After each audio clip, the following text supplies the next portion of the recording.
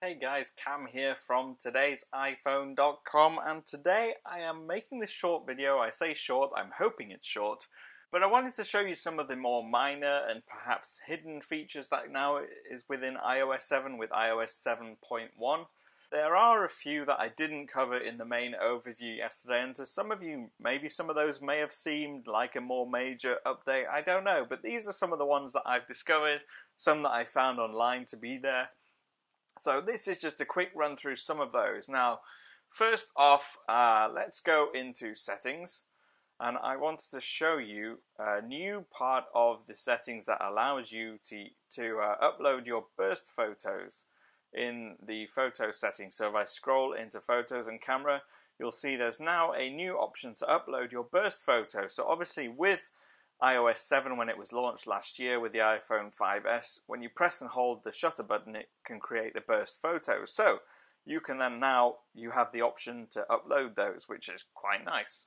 Also, while we're in settings, actually if you go into wallpapers, what you can do now is you can individually switch off the parallax effect on your wallpapers. Now before, when you had parallax on, that was part of a general system setting that let you reduce motion, so that wouldn't only disable your parallax effect, it would also change the animations and transitions between apps.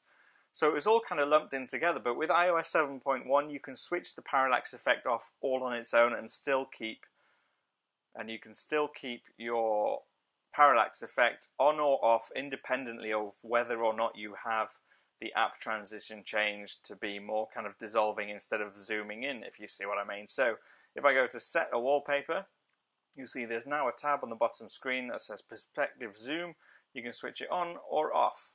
And if you've got it off, then that means you won't have the parallax effect on your screen, so the wallpaper won't look like it's kind of shifting from side to side when you tilt your phone. Another change worth mentioning is if I go into Notification Center, into all, if I cancel them all and I have none in there,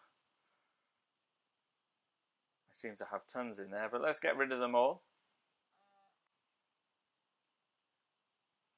Now what you'll see, now that I have no notifications in there, it says no notifications, whereas before it says no missed notifications, so they have changed the wording on there slightly.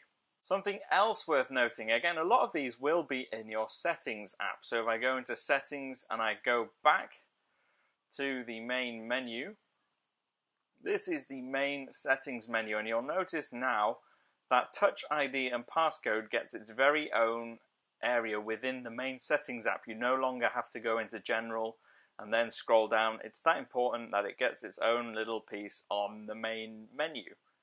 Now what you may notice is that transitions between apps, switching between them like so, although the animation is pretty much the same, it is quicker and the transitions between them are quicker. Something else I noticed as well is that when you fling up Control Center, it's a little bit bouncier. So you'll see it kind of bounces a bit when you fling it up like that. Something else worth mentioning that you might not be able to tell when you're looking at my video through this camera is that the phone, messages and any other areas where there's a default app or switch or menu, where there's a green icon, you'll notice that the green is a lot less punchier, it's less vibrant, it's not as horribly bright green as it used to be, so it doesn't really stick out from your phone like the old version of iOS 7 did. And I have to say, I kind of like the bright green, but I know some people didn't, so that's been changed, it's been toned down a little bit. On the lock screen, if you look on the slide to unlock, you'll see that we now have a new gradient and we have a new animation that kind of slides across the slide to unlock. It kind of warps along and you'll see it kind of pulsing, almost liquid sort of feel to it. Something else worth noting, again in settings, if I go to accessibility, which is in your general option, I scroll down, I switch bold text on, it'll ask me to restart my phone, so I'll do that. So now you'll notice once you have bold set up, you'll notice that the keyboard has also got the bold treatment. It's no longer independent, so all the characters on the keyboard are now bold. And while we're on to keyboard, let's look at the new highlighted backspace and shift and caps buttons. You'll notice that when caps or shift isn't on, it's grey, it's not highlighted, the same as the back button. Once I press it, it goes white and black. You can just about see it under my thumb here. And the caps, when it's on, you have a black arrow with a line underneath it, but when it's just the single caps, it's just white and black with no line under the arrow. Now I'm going to switch my phone off. And now I'm going to switch it back on again, and this is the last one that I am going to show you. It's not a very major update at all. So I'm going to switch my phone back on again, and what you'll notice is that the text that asks you to put your PIN number in, if you have a Touch ID set up, you have it set up to read your fingerprint, you'll know that when you go to unlock it the first time, it always asks you to put in your PIN number. But it has changed the wording slightly. Instead of saying something really simple, I think it used to just say something really simple like enter your passcode upon restarting.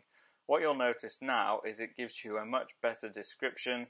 It says Touch ID requires your passcode when iPhone restarts. So it gives you a better explanation. I don't know if people were getting frustrated or annoyed with the lack of explanation, but now we have a full explanation. So there you have it. Those are some of the more minor changes within iOS that I've noticed. If you have any questions or if you've spotted something else that I've missed, please let me know on Twitter. I'm at TIP_cam, or use the comments below as always. I'm always willing to answer your questions or take on your suggestions. And for now, I'll see you again soon.